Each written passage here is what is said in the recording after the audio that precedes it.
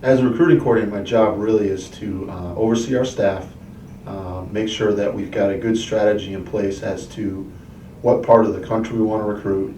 I've got a team that works under me that's comprised of a senior recruiting intern, and then I've got a number of student recruiting interns. And our job is to support our coaching staff as they go out and recruit their areas and ultimately recruit their positions. So we really provide all the back office support. We help them with sourcing their areas. We help them with contacting coaches, whatever it might be. That's our job. And then there's different cycles to the year.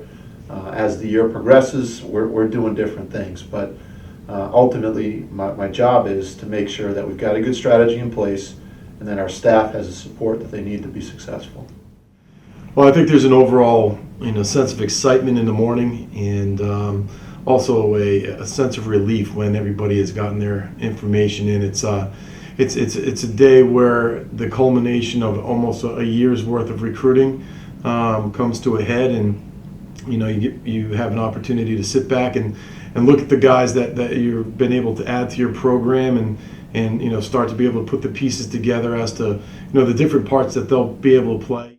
My favorite part of signing date is when the fax machine begins to roll and you have the young men sending in their letters of intent and the fruits of your labor are obvious.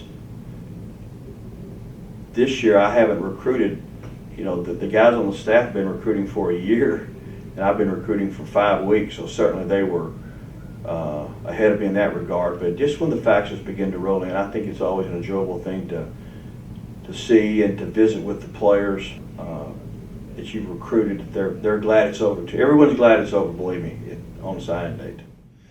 Well, you never go into a signing day saying that you didn't sign the best class that you've ever signed or anything like that. The true test will be, in a few years when these guys start to mature and start to make an impact on the program. And from a general statement, we've been able to add 13 young guys into our program. I think that they're guys that we feel really good about talent-wise. I think they're the kind of character guys that we're looking for. Certainly guys that are able to play in the Sun Belt Conference. That was a big push for us, and we had always strived to try to push for those kind of recruits when we were in the Big South. But I think that there is been an opportunity for us to take the next step in that recruiting process. I thought this year's defensive recruiting class was excellent. I think anytime you recruit, there are 3 areas you must concentrate on. You've got to concentrate on size, speed, and length. And I thought we achieved all 3 of those in this year's class. So this year's recruiting class was tricky. We announced the move to the Sun Belt September 1st. At that point in time, we had approximately 13 commits. So we were basically done with our class if we had stayed at the FCS level. And we truthfully had started moving on to the 2017 class at that point in time. We had told a number of guys that we weren't going to be able to take them because we had filled up.